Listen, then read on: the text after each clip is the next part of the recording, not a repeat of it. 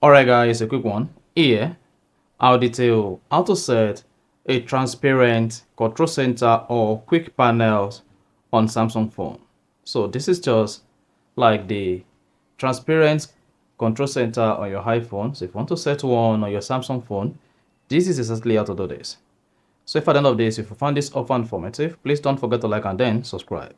Now to set a transparent quick panel or control center on your Samsung, all you need to do is go ahead and open the settings app.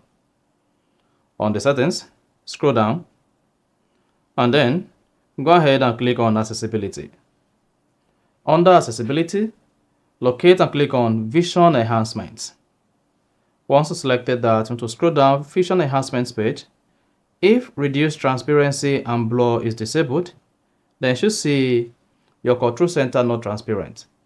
Now to make the control center transparent, all you need to do is just go ahead and turn on reduce transparency and blur, and then you are good. So that's exactly how to turn on or enable transparent control center on your Samsung phone.